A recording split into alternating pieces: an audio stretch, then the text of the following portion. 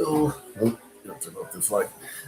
Hi, I'm Nathan Wilson, and these are my parents, Dr. Wilson, Dr. Richard Wilson, and Miss Vicki Wilson. Also, Dr. Vicki Wilson. um, and this is Storytime. This story is about how my parents hosted exchange students and what their experience was like. Uh, so these stories happened around 1999 for Shun, who was from Tokyo, and then Shafka was she like the next year or in No, it was like 2 or 3 years later. Okay, 2 or 3 years later. Okay. So we'll start off. Uh, how did you hear about the opportunity to host a foreign exchange student?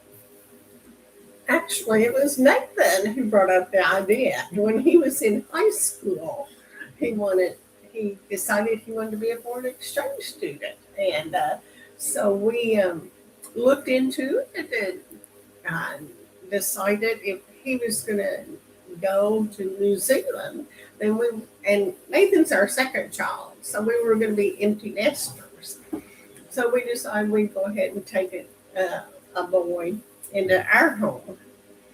And so I told uh, the education coordinator that we would host one. So she came to our house and visited with us and talked to us about the schools. We live in the country. It's a rural area in Arkansas. And Nathan was going to this small school, Humphrey. And she so she found a Japanese student, Shunjiro Funaki, and we shortened it down to Shun because everybody has nicknames around us. That's kind of how we got started on it. Okay. This is my son Lucas. Okay. Yeah, we're talking about. Spider-Man. Yeah. Yeah, we're talking with Granny and Papa about how they hosted a foreign exchange student. Okay, you do not need to be in this video as much. I told you, I'll say okay, so were you on board with the idea also? Oh yeah, I expected that it'd be good to have someone around. It's story time. Like you said, we live in the country. Story. More than the video. Okay. And what were your impressions when he first arrived? I didn't think that Shun really was prepared to be in rural America. His idea of America came from some family members who would talk about New York or places that are maybe the most urbanized places in the world. He came from Tokyo, so he came from an environment of public transportation. He was especially nervous when he came. It was during duck season, and you had people. I mean, you could hear gunfire from the house because we're in the middle of that area, and we wound up with. We wound up with, I guess, some concern on his part because firearms not at all common. Yeah, the cultural clash. Yeah, sure. Yeah, I mean, he was new to your house, but he wasn't new to the United States, right? No, he spent one semester in Florida before he came to us, and he did not like his host family there, and so they were needing to move him. And since New Zealand's school schedule started in January, it was different than most of the other countries. But that was the country Nathan chose to go to, was New Zealand. So their school system is on the January to yeah. But so he left in January, and most of the other foreign exchange students came in August. But Shun did come to America in August, and then he he went to Florida, and then came back. Then came to us when he got replaced Okay. by his. He wanted to be moved from his host family in Florida, but his brother had been here in America as an exchange student, had a great experience. But he was with a host family in New York City. And I think Shun thought his experience was going to be very much like that. And it wasn't. There's a big difference between Humphrey, Arkansas, and New York City. New York. Yeah, and that cultural misunderstanding, I know, it led him to. We felt a little out of place. Yeah. I think at first he found it very hard to make friends because he had a very different attitude than everybody else. Mhm. But I know he eventually did make friends, right? Yes. With his classmates, and they became Yes. very good friends. It took him a month or so, or maybe or so, to make friends at school.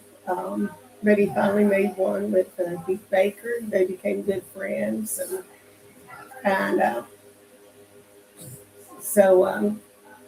But I guess I don't know if it's the Japanese custom or whatever.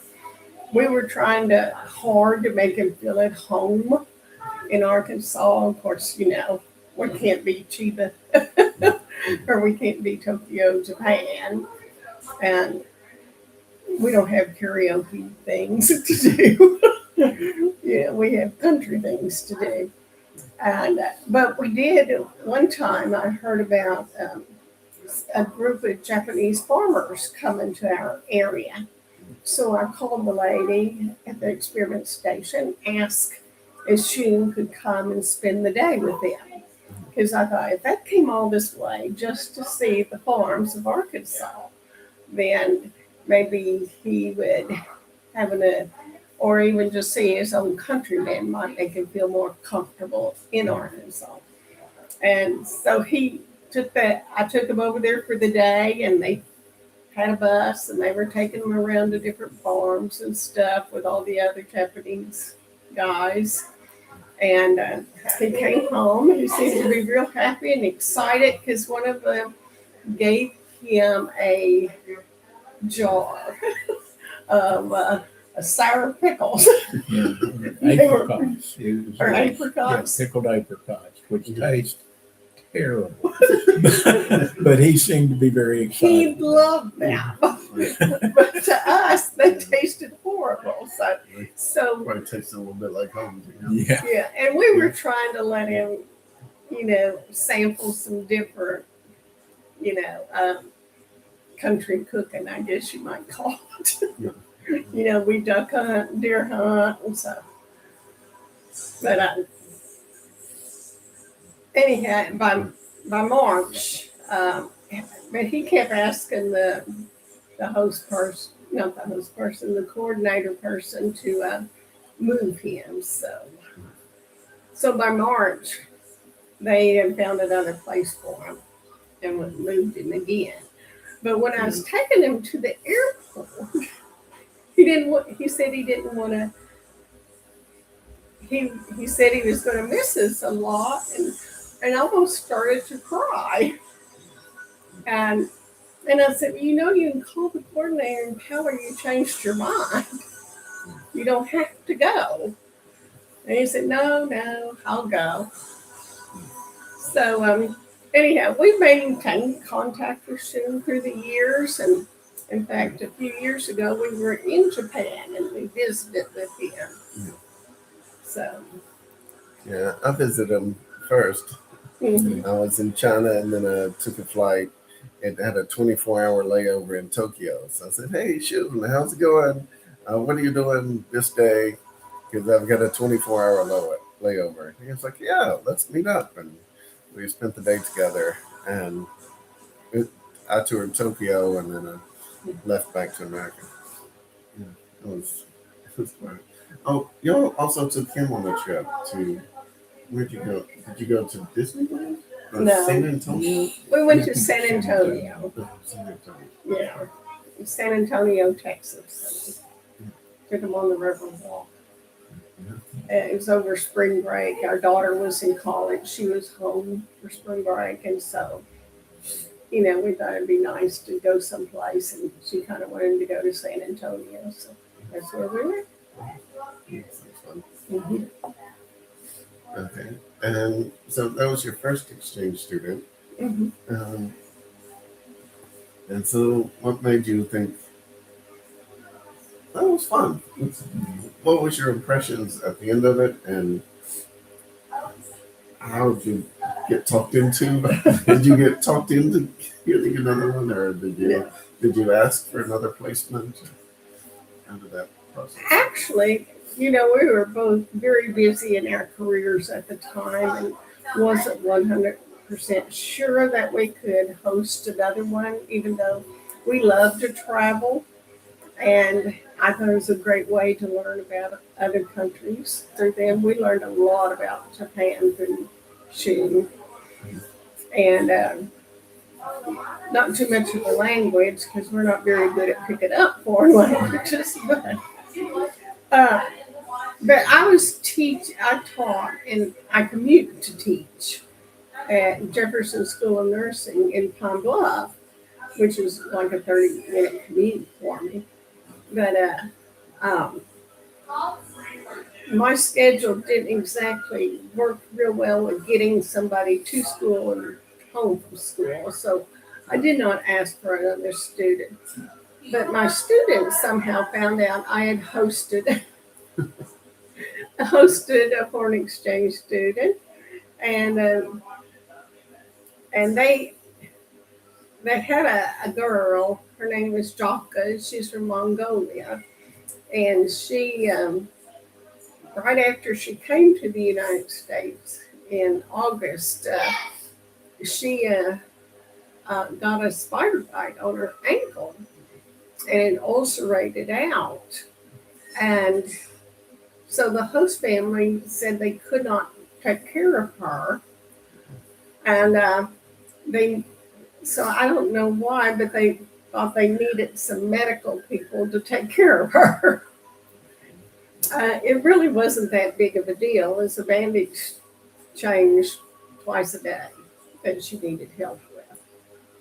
And then actually the coordinator came and got her and took her to the doctor in Little Rock who had first started her healing process and treated her. So Did she have medical insurance, or did you have to pay that, or did she pay that? no, I don't.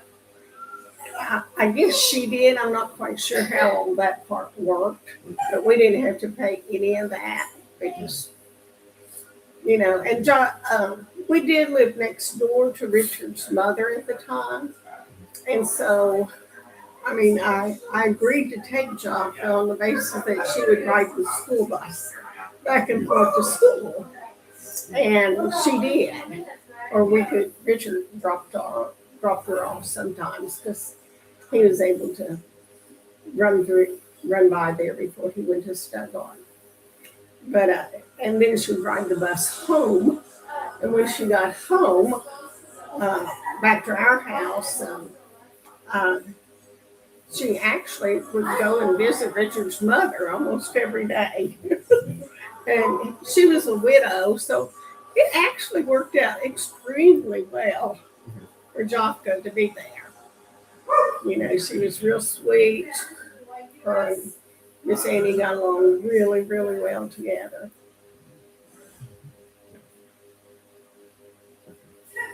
How did you feel about when she told you Well, that?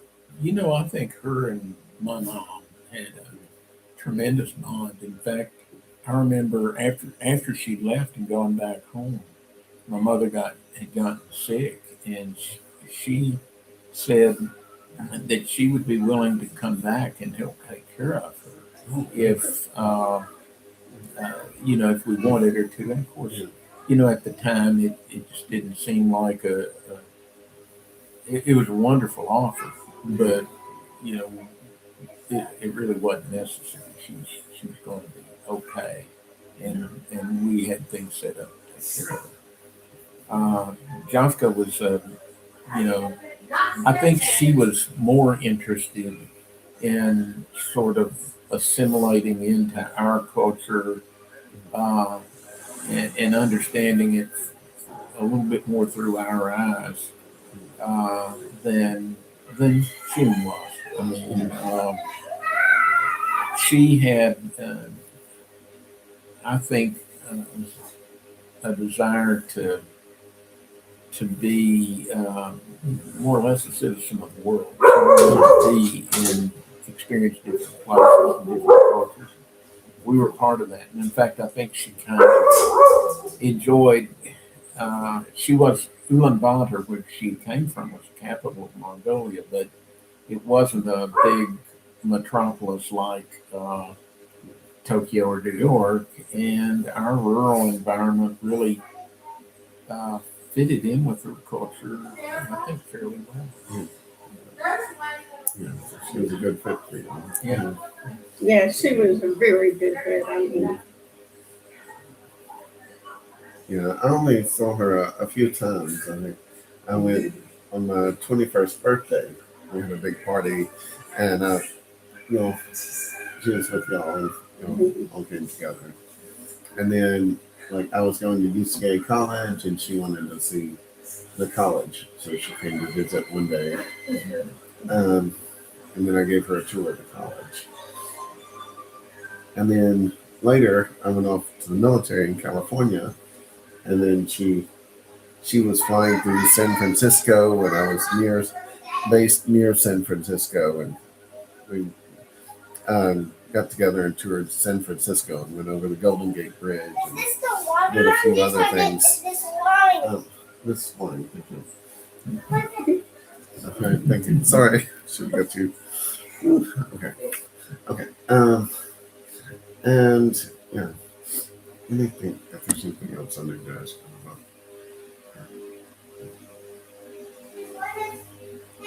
Okay. Oh, yeah, I saw her one more time in Germany.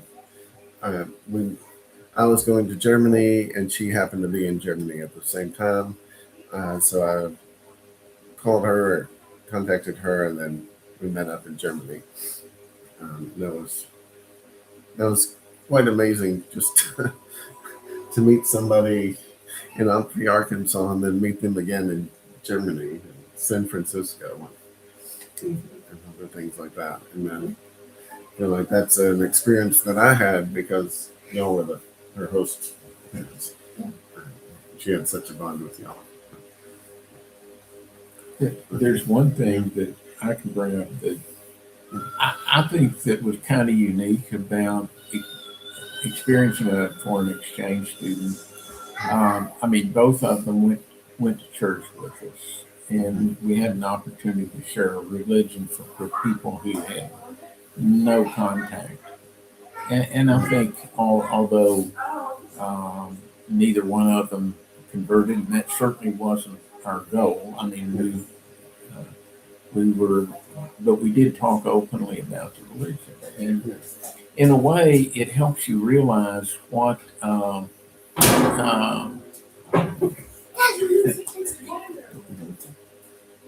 your religion means to try and explain it to somebody else that has no clue, doesn't have the background. Because Shun once asked me, now, who is this Jesus person that everybody seems to be talking about? So I started trying to explain to him, and I said, well, he was a Jew from Palestine, and he said, yeah, and who are these Jews? And so you're starting from square one, trying to understand and explain things like that. So So many things we take for granted just growing up in America, but yeah, we're especially in the Bible Belt, yeah, and you hear about religion all the time, and you just certain things you just know. yeah. Culturally more. Yeah, hearing somebody that doesn't know anything. Yeah, and I think that's probably that means a lot to them. Like just telling them, here's what we're doing, allowing them to experience it, but without pressuring them into forcing them to get baptized or something like that. That doesn't mean anything. Yeah, maybe I don't know. You know, converted to Christianity later. Well, I'm not sure you're. Yeah, but if you like to travel at all, or if you'd like to learn a foreign language, I know when we had Jopka, one of the teachers at Humphrey School had a kid from Brazil because she was a Spanish teacher, but even she studied Spanish in America, but you don't get much of a chance to practice it. So she had gotten a Spanish student. Right, well, he spoke Spanish. He spoke Portuguese, but it's very similar. If he's Brazilian, he spoke I Portuguese. thought he was from Brazil, but I don't know. I remember the reason for getting the student was she wanted to get more fluent in her Spanish But it may as a be- Spanish teacher. But, but if you enjoy different cultures and you know, we just assimilated these kids into our life and our lifestyle, and it happened to be at a time that it wasn't too far out from when our children were going to school and doing activities and stuff like that.